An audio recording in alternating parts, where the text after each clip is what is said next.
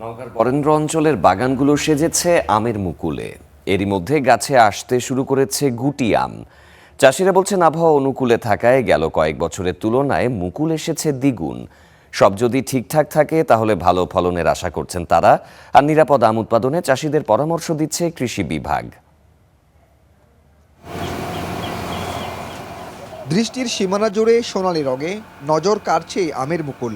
নওগাঁর সাপাহার, পোরশা, নিয়ামতপুর এবং পত্নীতলা উপজেলায় আমের বাগান রয়েছে বেশি। চলতি মৌসুমে সঠিক সময়ে এসেছে মুকুল। ভালো ফলনের আশায় পরিচর্যায় ব্যস্ত চাষিরা। আবহাওয়া অনুকূলে থাকলে ভালো ফলনের আশা করছেন তারা। আলহামদুলিল্লাহ এবার মুকুল ভালো আছে। আবহাওয়া অনুকূলে থাকায় মুকুলের পরিস্থিতিও অনেক ভালো। আশা করি এই আবহাওয়া যদি থাকে তাহলে আমের বাম্পার একটা ফলনের সম্ভাবনা আছে। আবহাওয়া খুব ভালো থাকার কারণে আমরা আশা করছি ৮০ থেকে ৮৫% আম্রপালি এবং বাড়িফোর আরও যেগুলো অন্যান্য জাতের আম আছে, আমরা ইনশাল্লাহ ৮০ থেকে ৮৫% আম আমরা ভালো পাবো। এই বাগানগুলোতে কিন্তু পোকামাকড়ের আক্রমণ এখন পর্যন্ত আমরা কম দেখছি।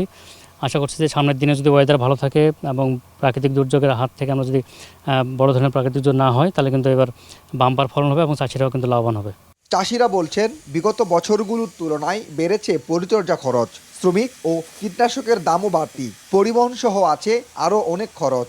কীটনাশকের দাম অত্যাধিক বেশি, তারপর সারের দাম অত্যাধিক বেশি। এগুলো তো অবশ্যই আগে সরকারকে ভর্তুকি দেওয়া লাগবে, কমানো লাগবে।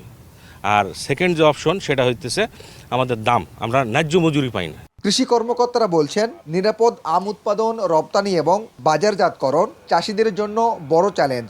এক্ষেত্রে প্রয়োজন প্যাকিং হাউস, যা হলে লাভবান হবেন চাষিরা।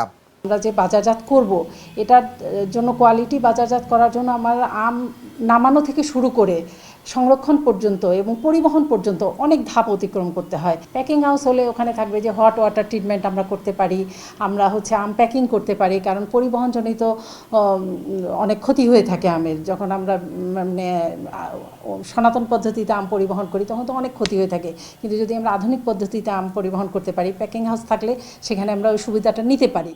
কৃষি বিভাগের তথ্য অনুযায়ী চলতি মৌসুমে জেলায় ৩১,৪১০ হেক্টর জমিতে আমের ফলন হচ্ছে।